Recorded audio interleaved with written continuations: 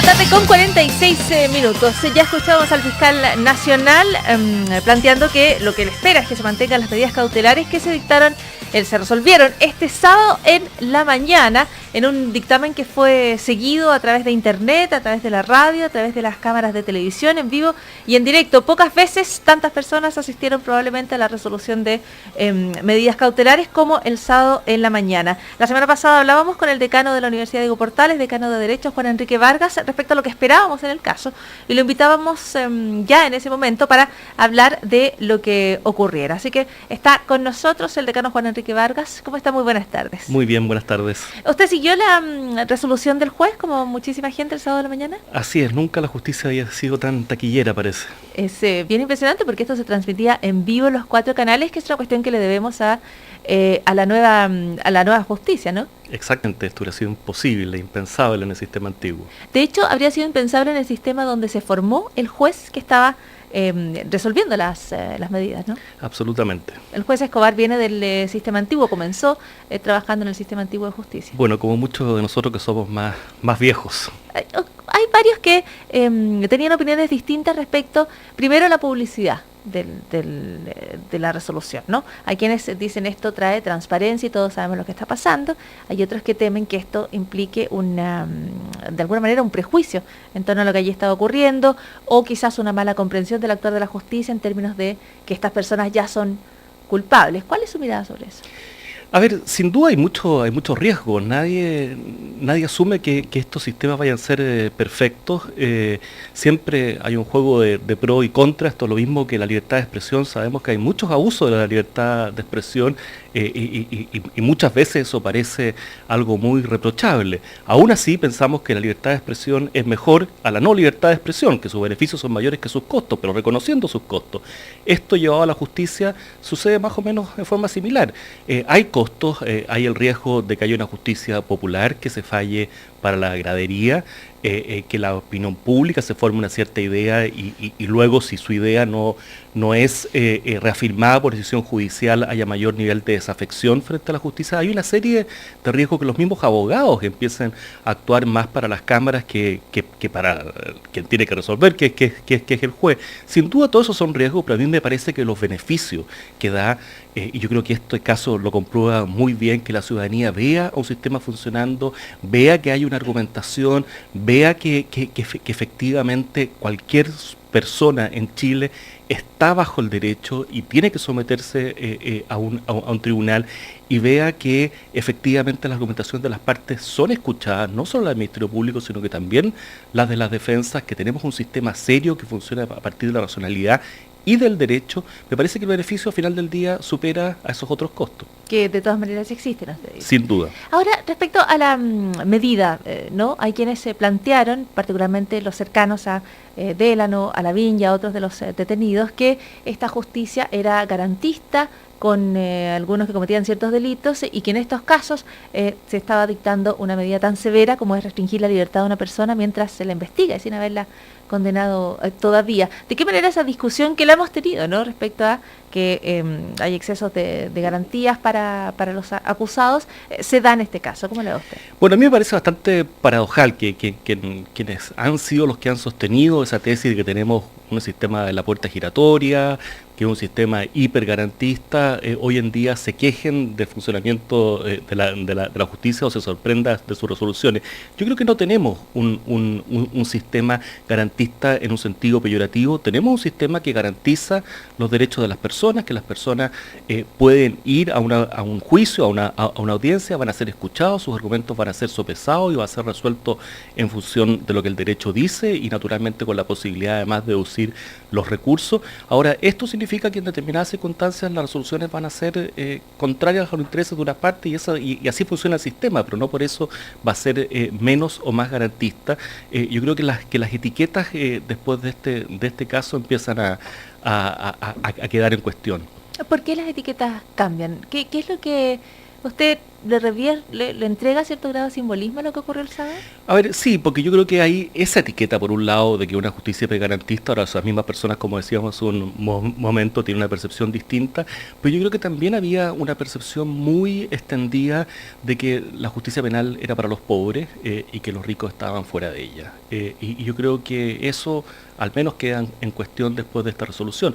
No estoy diciendo con esto que crea que la resolución se haya basado en ese tipo de consideraciones. Lo que sí estoy diciendo es que el análisis que puede hacer la gente de que esas son las consideraciones que determinan la justicia, se va viendo que van quedando fuera del lugar, porque al final del día pueden afectar a un pobre y pueden afectar a un rico en la medida que efectivamente los hechos así lo justifiquen.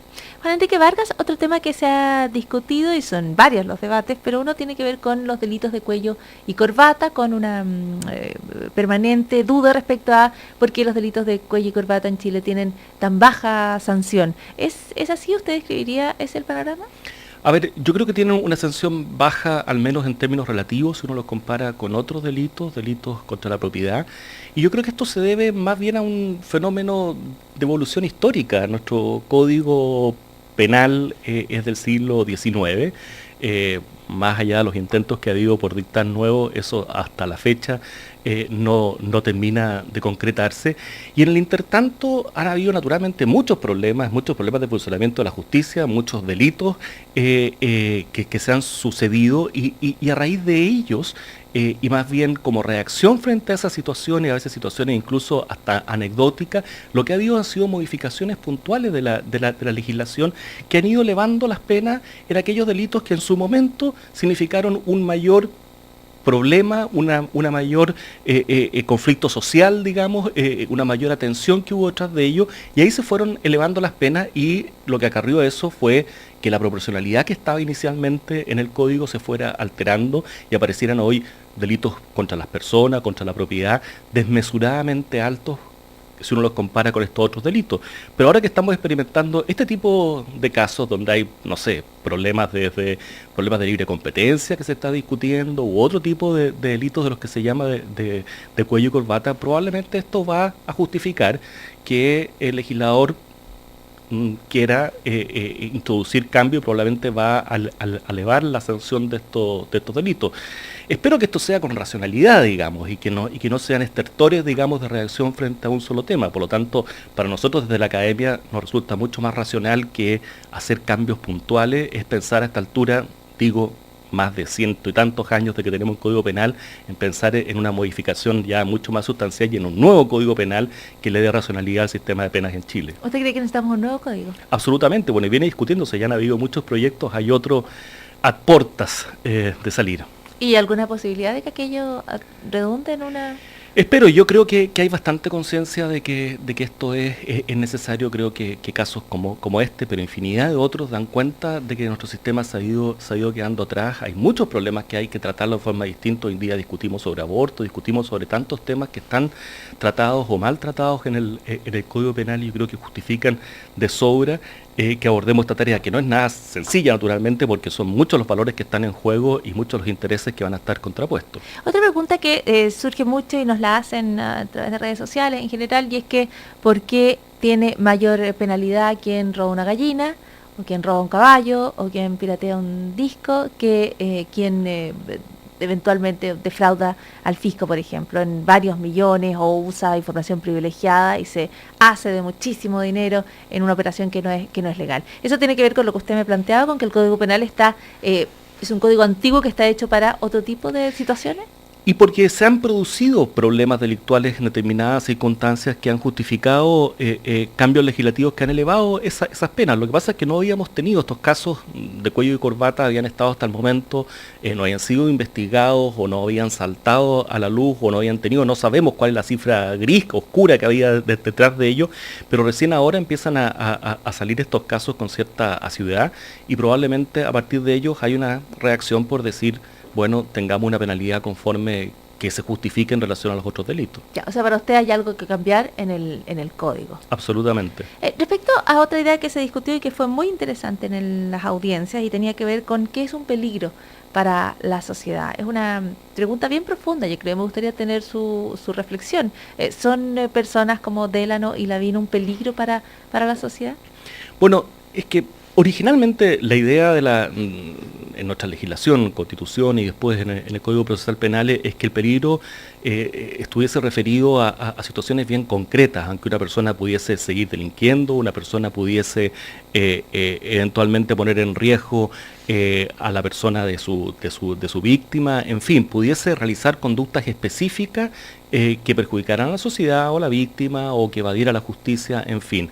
Esto ha sido modificado nuevamente, esto es posterior al Código Procesal Penal, a la reforma a la justicia, y se modificó de forma tal y expresamente, digamos, esto fue parte de la agenda corta, fue parte de la discusión política de limitar las facultades de los jueces y constreñirlo a que tuviesen que conceder prisiones preventivas simplemente cuando los delitos fueran considerados graves, sin hacer este juicio, digamos, concreto de si hay o no hay un peligro. O sea, se presume el peligro simplemente al ver la pena asignada al delito.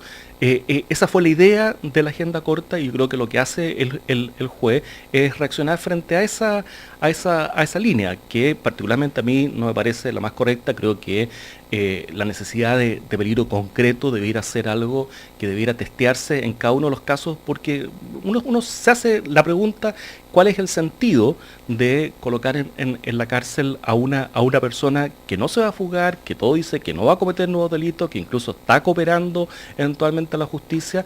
O sea, la única sentido que podría tener es más bien mandar una señal social, y eso tiene mucho que ver con echar abajo la presunción de inocencia o anticipar una condena antes del juicio, que es lo que se quiso eliminar con la reforma procesal penal.